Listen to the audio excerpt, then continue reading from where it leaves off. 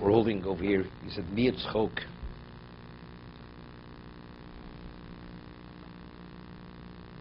So the Maral had explained. The Gemara says that a person is not permitted to have his mouth filled with laughter, right? But a small degree is okay. That's where we're at. When it comes to for the acquisition of Torah, you have to remove it fully.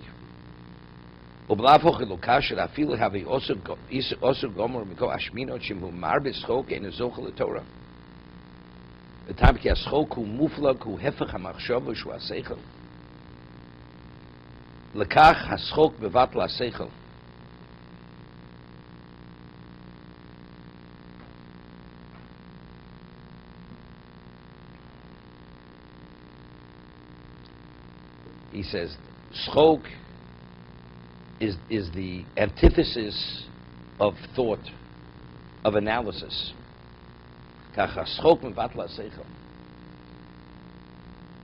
Here, in a lot, what a person laughs, it's like a light moment. When does one benefit from his intellect? That's focus. So if the moment you say light, then already it's lacking in the focus.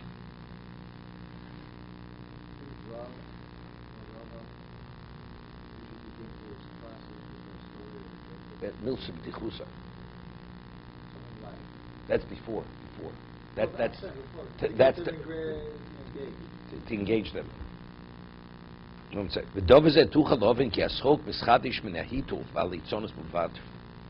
He says when we speak of laughter, he says, where does it begin from? It usually comes from it comes from a source of deprecation. Let's say you see somebody who looks funny, a funny-looking guy, you laugh. So why are you laughing? You know, the Gemara says in Tainus that this person was as ugly as sin, and one of the Tanoim, he felt very elated that day, and he says to the person, you know, I've never seen a man as ugly as you in my life. So the person says, what are you coming to me? Why don't you go speak to the potter who made him? Who made the pot? Who made the vessel? Go speak to God when he's speaking to me. And when he said that to him, he was like devastated. The Tana. He realized, you know, he said something which wasn't appropriate. He pointed out something. It's not the man's fault. That's the way God created him. It says he pursued him, he walked after him for miles until finally he forgave him. But he only forgave him on the condition that he never ever does it again to anybody. But again, what is it? It's, you know, you feel you're high and mighty. It's a deprecation of the other person. So usually, you know, there's an expression, you know, you have a light moment at somebody else's expense. By seeing something, a failing or something, or minimizing something, or belittling it, that causes it to be funny.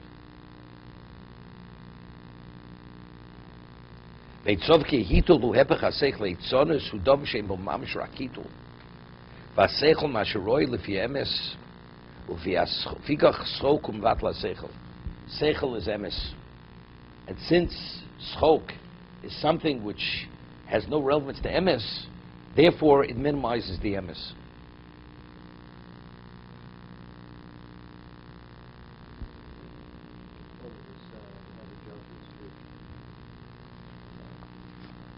Yeah, but so whenever you say funny, you want to hear a funny story. No, it's true. Yeah, I understand that. But it's always a person made a mistake, or a person's a fool, or a person's something. It's something that's already, it emanates from a negative. And because it emanates from a negative, of course, it has to have something, but it doesn't always have to have a degree of truth. Yeah. He says, laughter and joy are two different things.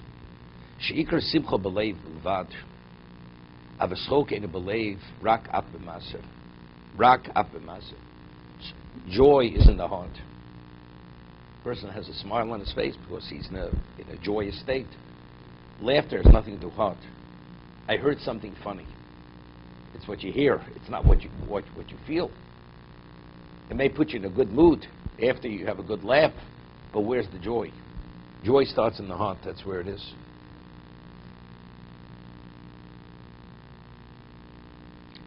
Now he said, Chov Hey b'miyut derech eretz. Person one should minimize his involvement in the ways of the land, meaning doing business. We had the Mishnah. It says Torah, which you don't have a means of support, ultimately it's going to come to an end. Not only that, the person will engage in a legal means of support. What he means it should not be the primary person's primary focus. Of course, you have to have a means of support, but you do what you have to do. But it should not be primary in your life. The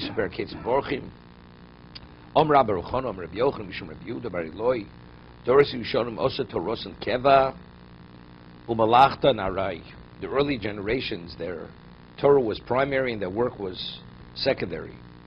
And as Zolta Zevzin is Kaim Biyodam, and they had both.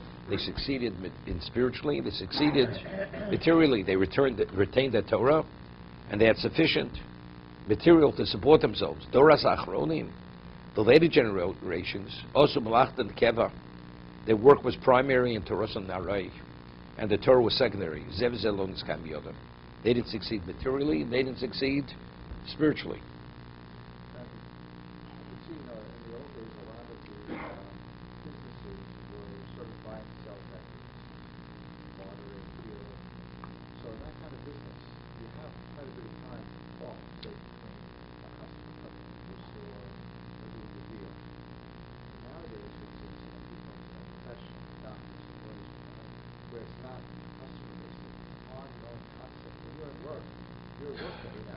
Yes, but the question is, how do you choose your profession? So maybe you should choose a profession and be selling insurance. I understand, but I'm saying today, be a derech eretz. But the whole idea is because you should succeed in your spirituality. So therefore, maybe you have to choose a profession where it's not going to undermine, it's not going to interfere with your spiritual advancement.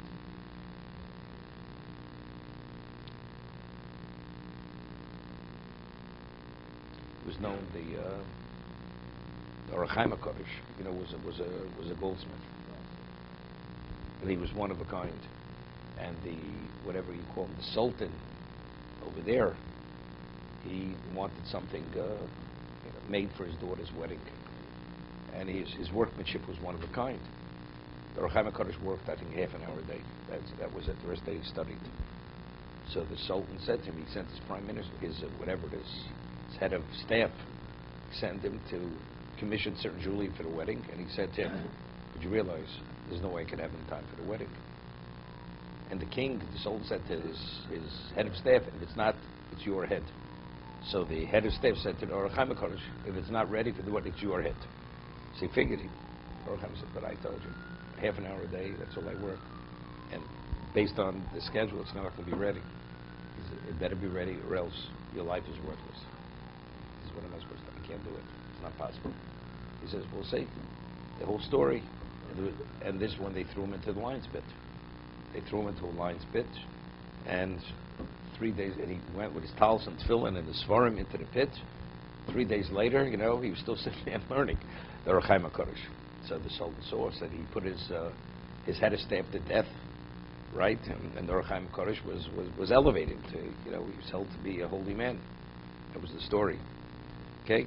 Well, but if you got customers banging down your door, breaking your door down, they want your work. Okay?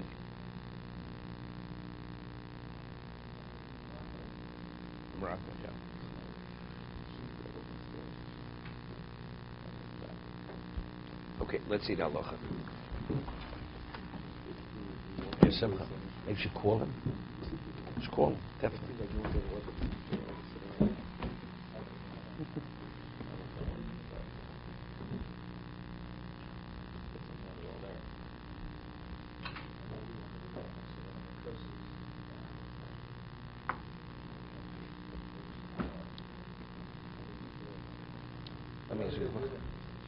At one time, a one-income family was enough.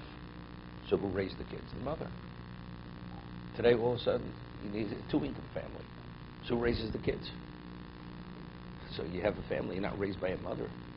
So what do the kids look like? What does the generation look like? And the kids that are raised without a mother, What do their families look like? It's disastrous.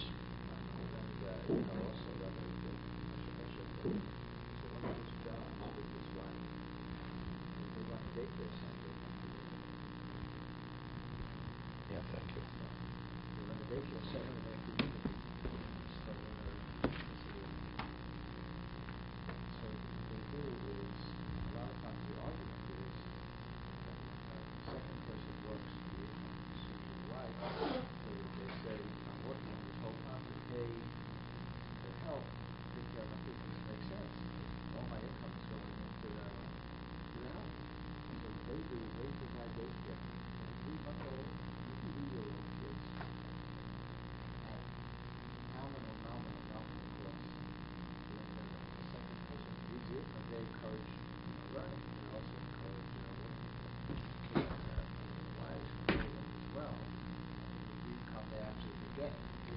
See there, and those are men who do work part-time. It's not a full-time job. Because they're not professionals. They'll do sort of work 2-3 hours a day. In the United States, but in the United States, when a woman works, it's a 9 to 5 job till she gets up at 7 o'clock. So so therefore, why all of a sudden do we need 2 incomes? Of course, it's society's standard of living, what they want. Okay, but what do you want? So what? At the end result, the product's a better product. It's disastrous. Well, my children wear designer shoes and designer whatever it is, but where's the child? Forget about the clothing. Not simple.